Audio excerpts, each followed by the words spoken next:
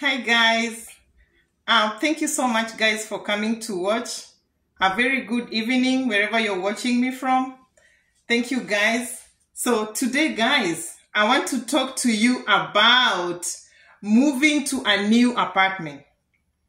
Guys, I moved to a new apartment like 2 weeks ago and it was very hectic. It's so tiresome. So I talked to you about, like in my video, I can't remember which month, and it was a video about moving from your host to your apartment. But guys, it's totally different when you're moving from your apartment to the other apartment, like you're not moving from your host. It's very different, and the documents that are needed are totally different from the documents that I provided when I was moving from my host and coming to the other, to my first apartment. So, first thing, what you need to know is, like, now when you're in your apartment and you have been there for a long time, you have the rental history.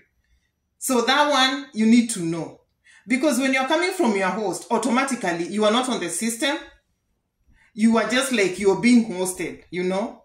So now that you are from your own apartment moving to a different apartment, or maybe a second apartment or a third apartment, it's totally different, because now there's that background check. So number one thing that you need to know when you're moving from one apartment to the other, there are so many documents that they will need. They will need documents that will prove that you are qualified to move to this next apartment. And there are so many, guys, so many. So, talking of documents, you need proof of employment from your employer. Proof of employment. So the proof of employment, the employer they'll send a form to the employer. They don't give you that form, like, go with this form to your employer and let them sign. They will send it on email. Sometimes they don't even tell you they'll send it. They just send it. Sometimes they send it to the corporate. And the corporate people, they're not even bothered. They don't even know that you are going to be moving, you know. So the corporate people don't deal with that. So they assume, they just check online and they see, oh, this is where she's working at, because of course you've applied for that particular apartment. So they just send. So you're here, you're waiting, like they're supposed to be contacting you, but then they're waiting for the letter from your employer. Until now, when you're calling, that's the time they're telling you, oh, we sent a letter to your employer, and they have not even called back. They have not even sent an email. And you know, now that time you're like, where did you send? You just find out that maybe they even send it to the corporate. So following up is another thing. You have to follow up and know what these people are doing. So your employer must sign that letter, and they send via the email, you know. So it's something very hectic. If you find an employer who doesn't care, but even the employers, they know they're supposed to sign for you. So another document that you need, like another letter that you need, is a letter of reference from your landlord, your former landlord. And guys, it's that strict, because your former landlord must communicate with the current landlord that you're supposed to be moving into their apartment. They even talk on phone. They're like, I don't know what they talk, but they have to communicate and be sure that this person that is coming from that other end to our end, if they are the right person that we're supposed to take in. They might be taking in a criminal, and they don't want that. So your former employer will know. If in case you're the type of person that when you go living in an apartment and you're always in the office quarreling with this former employer, maybe they will tell them. You'll not know. So it's not easy. You know, in our country, you just go to just go house hunting. It's the same here. And when you get a house, you're like, I'm moving in, and you're not even telling the other landlord you're moving out. And maybe when you're moving out, you're just saying, I'm sitting on my deposit, whatever that is. I'm not going to be paying this month and next month. and I'm just gonna move because of the deposit. Guys, coming to that, like talking about that deposit thing. In America, if you are moving and you know that you're supposed to be moving, you give a notice.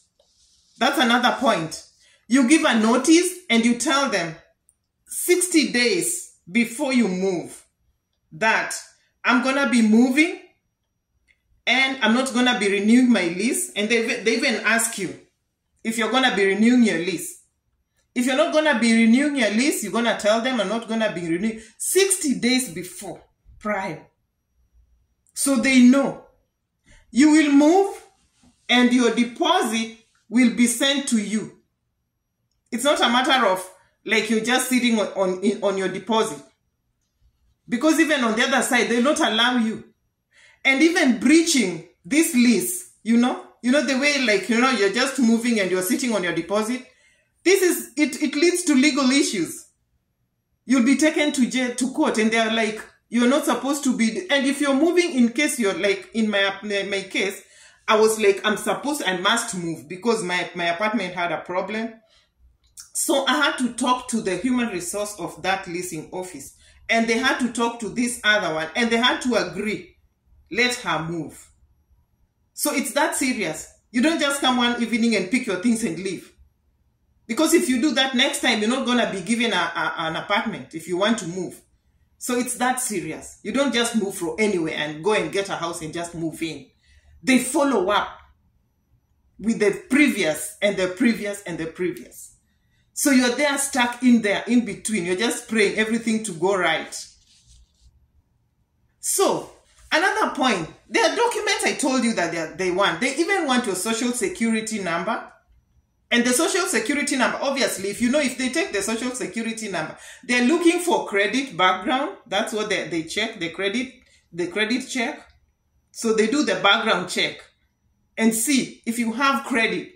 If you cannot afford to, like you have so much credit that you're not qualifying to get this apartment. Most likely, they look at this credit score. So that's something else they look at. So if your credit is bad, and they see like your score is bad, they'll not give you an apartment. They'll not give you, I'm telling you. And you're there every day in the offices and you're like, did you do this? Did you? You're just asking questions and they're like, wait. We're gonna call you when we are ready. You're the one who's supposed to wait. So, what I want to talk to you about, when you previous, like how long, when you're filling in the form, there's a form they give you and they'll always tell you to write the previous places that you've been.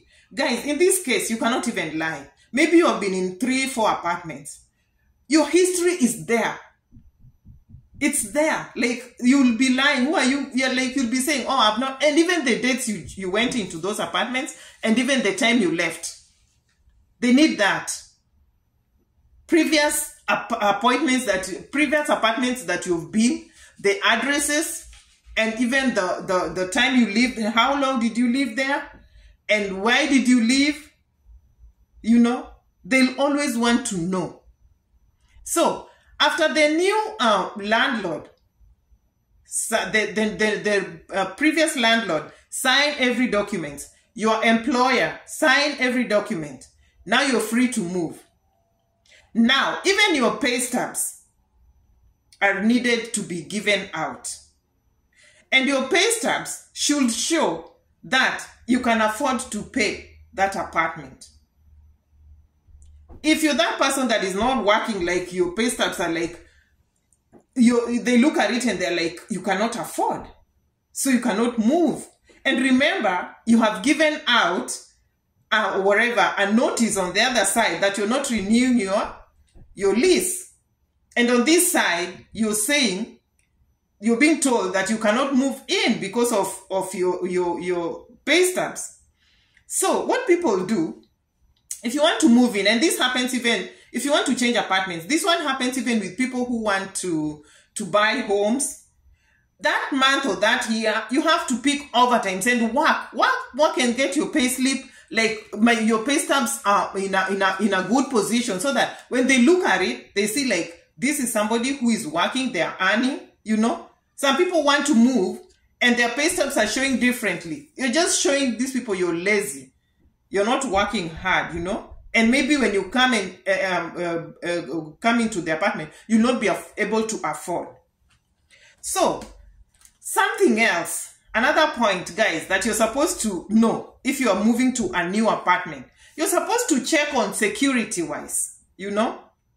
The security, it's not that perfect everywhere. The security sensitive, but there's a place you just go to and you're like, you see so many people walking around, you see so many cars parked, you see so many guys like standing in groups. You know, that place is not really secure. There's insecurity. The security is not conducive. So if you see that, you know that this place, So look for somewhere that it's not so much isolated, but you see few people, not so many people walking around. You know what I mean by security, you know? So security-wise, you're supposed to check when you're walking around, because you're going to be taken for a tour to see the apartments, how they are.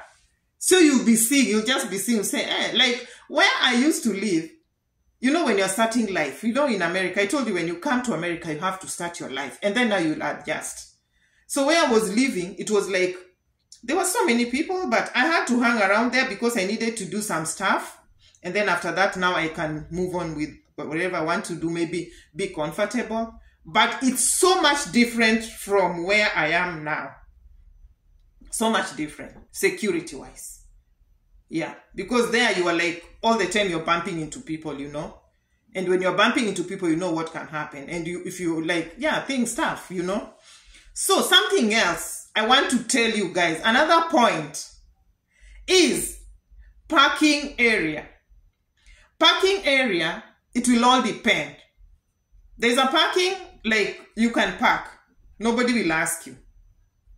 And there's a parking that you're supposed to pay. If you want that parking, most likely the parking with the roof, you have to pay because your car is now protected. So it will depend with the facility, with the leasing office. There are places you pay $50, there are places you pay $25. So you will choose. If you want to pay for your car, you can pay. If you don't want to pay, it's okay. You can still just park outside. Okay? And there are also places in other apartments that there are there's a garage. So the garage space is also a little bit more expensive. I don't have an experience with that. So, still, in the apartment, if you want to, like, if you're moving, you know, here in America, it's different. In our country, when you're moving, you move with your refrigerator, you move with your microwave, you move with your all like everything, your cooker, you move with them. But here, you find that there's a cooker, there's a microwave, there's a refrigerator. Those are things that you find in that place. You don't even move with a big closet. Like, okay, nowadays, I don't think people move with those things. Initially, people used to move with a very big wardrobe thing. But nowadays, they are fixing it into the apartments in Africa. We are adjusting, guys. It's a good thing. So, here you move and you find those things there. So, it's up to you. You're given a form. And you're told to check. Go around, check. Check everything if it's working. Even though there's a dishwasher. There's even you know, obviously the cooker has an oven. So you go and check, open those things, check if they are working. If they're not working, in 48 hours, you have to go back and tell the office, I did not find, this was not working, this was not working, this was not working. And then now they can come and rectify it. Because after that, now it's like you are the one who messed up. And when you're leaving, you're supposed to be leaving that apartment the way you found it. So, that one you have to check and return the forms. And you're given a copy. And you remain with your copy and they remain with their copy. Alright? So, another point, something else that you're supposed to know or you're supposed to check on. If you want things like gym, There are gyms, the apartments that have gym, the apartment that doesn't have. For a gym, you can pay. There's a fee that you pay. They let you know. It will depend from one apartment to the other. For the gym. For the swimming, I don't know how it works because since Corona, people have not been having this community swimming pool thing. So people are just like, but they're swimming pools. So yeah, if you want to have an apartment but most of them have swimming pools, but some of them doesn't have gym. So it will all depend. Something else you need to check and see is about the maintenance. Like when I came to this apartment, I checked and I saw, you know, here in America, you don't like, when the sink is blocked, you don't like pump, like, you know, in our country, we used to pumping. You buy that pumping thing and you pump and then you're like, the sink has cleared. Here there's just a switch, you turn it on and then it will be making that sink flow real quick. So mine was not working. So you see, if I checked until I knew that one was not working, and they came immediately, I gave that order, they came. It was like not even a day passed. So that shows you that the apartment that you have gone to, they are taking things serious. The maintenance is at top notch. When you call them, you find them coming in very, very fast. So that shows you the maintenance is good. You know, there are apartments that you live in for a long time and you're telling them, this is not working and nobody's coming. This is not working. Before you know, you have a whole bunch of things that are not working and you're like, now, what do I even do? You know, because now you're not even happy in that apartment. You know? So guys, something else that you're supposed to have a look at when you're moving to your new apartment from your old apartment is the application fee. Application fee. You need application fee, and this application fee, it's $150 from where I came in. And you know, remember, even on the previous apartment, you paid application fee. It's just that when you're moving, they don't give you immediately. They have to go. It's a deposit kind of thing. They have to go and check your apartment and see if you did not do any damage. And then they're going to send you this money. I said that before, I think, when I was starting my video. So the application fee is there, $150. If you manage to sail through, like you manage to get the apartment, it's okay. Now that money is with them. If you don't, they're going to refund you the $100, the $50. That one, they not have refund you, because now it's not their fault that you did not qualify to join, to come to the new apartment. All right. So guys, something else. Hey, it's so expensive here in America to move. Man, it's so expensive. People charge per hour. They charge per hour. Like if you're moving, the moving cost, let me put it that way. The moving cost is very expensive. Because you call a moving cost institution and they're telling you per hour, you're going to pay us $175 per hour, guys. And can you imagine these people, they will take, because it will depend with what you have. So let me just do a simple math. 5 hours, how much will that cost you? It can even go up to $1,000. And that time, I was not moving even from far away from where I was living. So per hour, they charge you.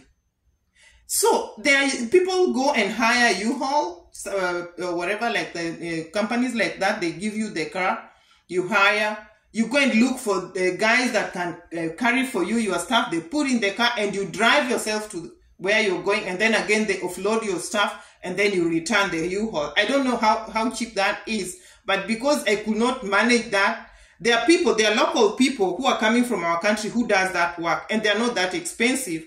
They charge around $80, $100. So you talk to people and you call and they let you know what's going on.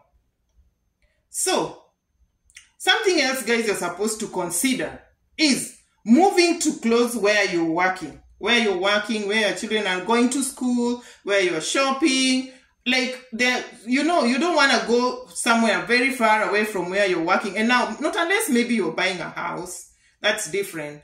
And now you're driving so far to go to your place of work, you know.